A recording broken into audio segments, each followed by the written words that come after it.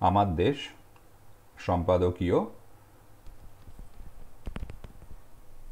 শিরোনাম লড়াই কার বিরুদ্ধে, মূর্তির নাকি নির্মাতার? লিখেছেন মাহমুদুর রহমান। প্রকাশিত 8ই ডিসেম্বর 2020। পৌত্তলিকতার অনুসারী ফ্যাসিবাদী শাসক গোষ্ঠী হিন্দুত্ববাদী ভারতের সহায়তা ক্রমে বিগত এক যুগ ধরে বাংলাদেশের রাষ্ট্রক্ষমতা দখল করে রেখেছে। আন্তর্জাতিক ষড়যন্ত্রের মাধ্যমে 2008 সালে ক্ষমতায় অধিষ্ঠিত হওয়ার পর থেকে শেখ হাসিনার নেতৃত্বে এই গোষ্ঠী ইসলামের চেতনা ও ঐতিহ্য বিনাশী ডি ইসলামাইজেশন এজেন্ডা বাস্তবায়ন করে চলেছে। এই সময়কালে স্কুল কলেজের পাঠ্যপুস্তক থেকে ইসলামী দর্শন ও মূল্যবোধ বাদ দেওয়া হয়েছে। ইতিহাস বিকৃতির মাধ্যমে মুসলমানদের বীরত্বগাথা উপেক্ষা করে ভিন্ন ধর্মাবলম্বীদের কল্পকাহিনী সাজিয়ে তাদের জাতীয় বীরের মর্যাদায় প্রতিষ্ঠা করা হয়েছে। টেলিভিশনের অনুষ্ঠানগুলোতে ইসলামের প্রতি বিদ্বেষ প্রচার করে পৌত্তলিকতার জয়গান গাওয়া হয়েছে। সংবাদপত্র এবং টেলিভিশনে ইসলাম ধর্ম এবং আমাদের রসুল হজরত মুহাম্মদ সাল্লাল্লাহু আলাইহি ওয়াসাল্লামের বিরুদ্ধে কুৎসা প্রচারকে আধুনিকতা ও প্রগতিশীলতা রূপে মহীয়ান করা হয়েছে। তথাকথিত ইসলামী জঙ্গি দমনের নামে গ্রামাঞ্চলের হতদরিদ্র নারী, পুরুষ ও শিশুকে নিয়মিত বিরতিতে নির্মমভাবে বোমা মেরে উড়িয়ে দেওয়া হয়েছে। পুলিশ এবং সেনাবাহিনীর সদস্যদের মধ্যে ইসলাম ধর্ম পালনকে নিরুৎসাহিত করা হয়েছে। পূজা অর্চনার পৌত্তলিক সংস্কৃতিকে রাষ্ট্রীয় পৃষ্ঠপোষকতা প্রদান করা হয়েছে। ব্যক্তি পূজা ও মূর্তি পূজাকে রাষ্ট্রীয় আচার হিসেবে প্রতিষ্ঠিত করা হয়েছে এবং একদা মসজিদের নগরী ঢাকাকে মূর্তির নগরীকে পরিণত করা হয়েছে। বাংলাদেশের এমন পরিস্থিতিতে অবাক হওয়ার অনুচিত হবে। হিন্দু সংস্কৃতির আদর্শে লালিত বাঙালি জাতীয়তাবাদের অনুসারীদের তরফ থেকে এ জাতীয় রাষ্ট্র পরিচালনায় প্রত্যাশিত ছিল। বিস্ময় অন্যখানে। বাংলাদেশের 90% মুসলমান জনগোষ্ঠীর এক উল্লেখযোগ্য অংশ অন্তহীন অনাচারে কেবল নীরবই থাকে নাই, তারা এই ইসলাম বিদ্বেষী কর্মকাণ্ডে রীতিমতো ইন্ধন জুগিয়েছে। জনসংখ্যার বাকি অংশ ফ্যাসিবাদী রাষ্ট্রে নীরবতা পালন করে জীবন ও জীবিকা রক্ষাকে প্রাধান্য দিয়েছে। বাংলাদেশের উচ্চবিত্ত সম্পর্কে আলোচনা অর্থহীন।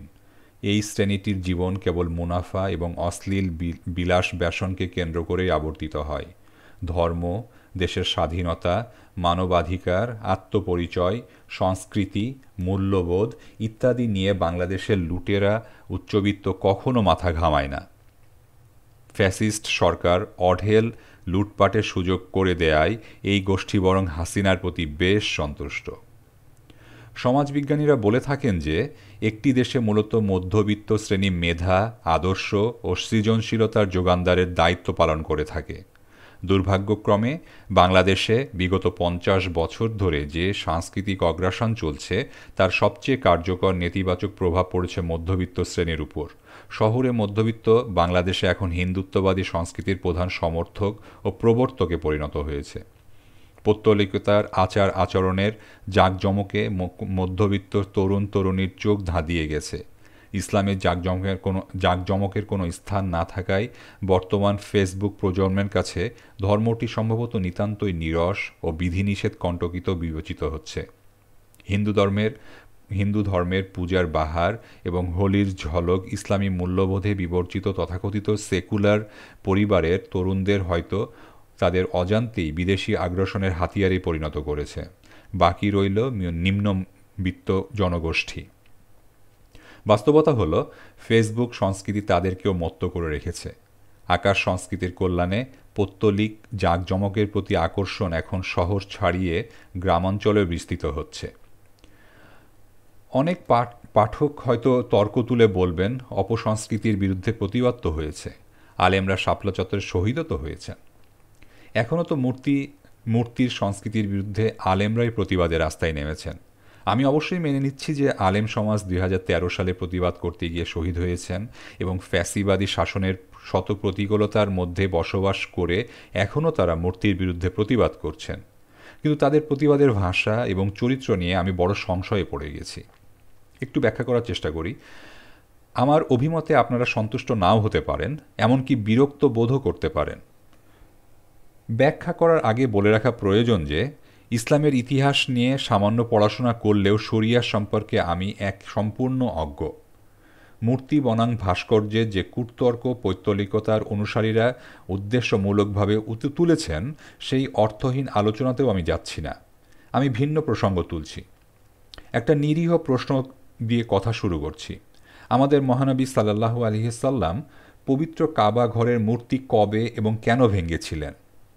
ইসলামের ইতিহাসের বইপত্র ঘাটাঘাটি করে দেখেছি যে এটা ঘটেছিল অষ্টম হিজরিতে, 629 খ্রিস্টাব্দ, মক্কা বিজয়ের পর। তিনি নিজে আল্লাহর ঘরে প্রবেশ করে মূর্তি ভাঙতে ভাঙতে বলেছিলেন, সত্যের বিজয় হয়েছে, মিথ্যা দূরীভূত হয়েছে। পবিত্র কাবা ঘরে থেকে মূর্তি অপসারিত হওয়ার পরও হজরত মুহাম্মদ সাল্লাল্লাহু আলাইহি সাল্লামকে তায়েফ নগরীতে মূর্তি পূজকদের বিরুদ্ধে জেহাদ করতে হয়েছে। ইসলাম প্রতিষ্ঠার যুদ্ধে জয়লাভ করেই মুসলমানদের তায়েফ নগরীর বিশাল মূর্তি ভাঙতে হয়েছে। আর মূর্তি ভাঙ্গার মূল উদ্দেশ্য ছিল আল্লাহর একাত্মবাদ প্রতিষ্ঠা করা। পবিত্র কোরআন শরীফে আল্লাহ তাআলা শিরককে নিকৃষ্ট পাপ ঘোষণা করেছেন। শেখ মুজিবকে নিয়ে বাংলাদেশে যা হচ্ছে তা পরিষ্কার শিরক। আমার ইতিহাস বর্ণনায় অথবা ইসলামের মর্মবাণী অনুধাবন করায় কোনো ভুল হয়ে থাকলে আগে থেকে সর্বশক্তিমান আল্লাহ তাআলার কাছে সর্বান্তকরণে মাপ চেয়ে রাখছি। মক্কা বিজয়ের আগে পৌত্তলিক কুরায়েশদের বিরুদ্ধে রাসূল সাল্লাল্লাহু আলাইহি সাল্লামকে 3টি গুরুত্বপূর্ণ যুদ্ধ মোকাবিলা করতে হয়েছিল। বদর, উহুদ এবং খন্দকের যুদ্ধের পর মুসলমানরা মক্কা বিজয় করতে সমর্থ হন। আল্লাহ তাআলা হযরত মুহাম্মদ সাল্লাল্লাহু আলাইহি সাল্লামকে এই পৃথিবীতে ইসলামের বাণী নিয়ে পাঠিয়েছিলেন মানুষের কল্যাণ ও হেদায়েতের জন্য, কোনো মূর্তির হেদায়েতের জন্য পাঠান নাই।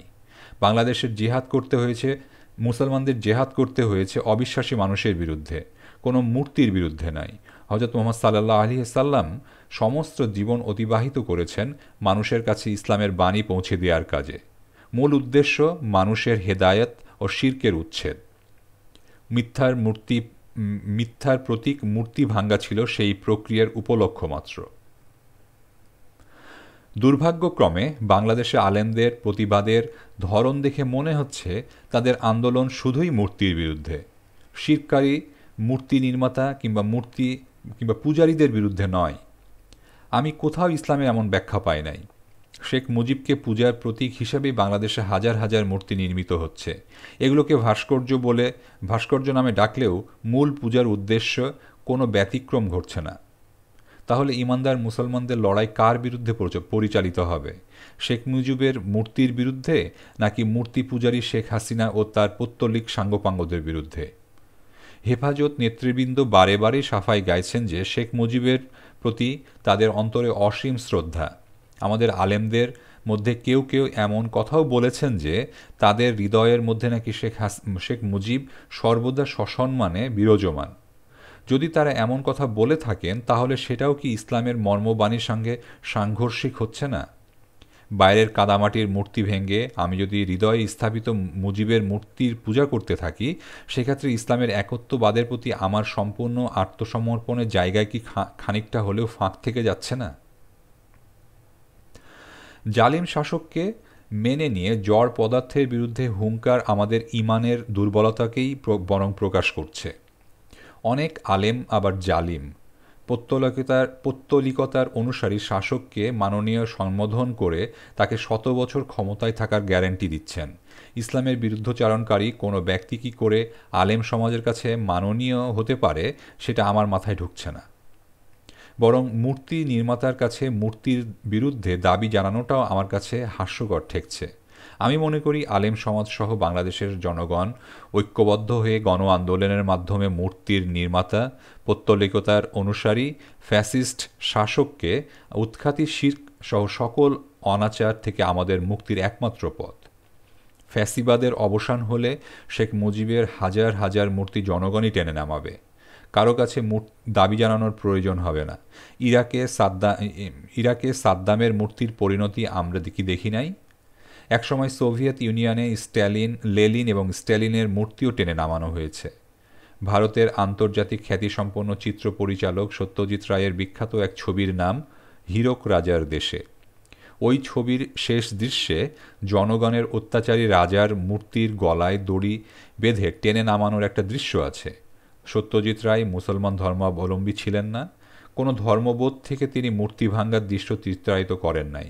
সত্যজিৎ রায় তার ছবিতে মূর্তির বিনাশ দেখিয়েছেন জালিম শাসকের পতনের প্রতীকরূপে। ছবির ওই দৃশ্যে চমৎকার দুটো পংক্তি অবিস্মরণীয় হয়ে আছে। দড়ি ধরে মারোটান, রাজা হবে খান খান। বাংলাদেশেও মুজিবের মূর্তির পতনের জন্য ফ্যাসিস্ট শাসক শেখ হাসিনার পতন অনিবার্য।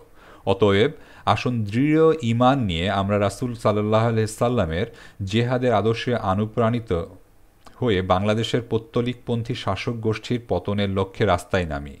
মূর্তির নির্মাতা ক্ষমতায় না থাকলে মূর্তি নির্মাণও হবে না, মূর্তির বিরুদ্ধে আন্দোলনের আর প্রয়োজন পড়বে না। আল্লাহু আকবার।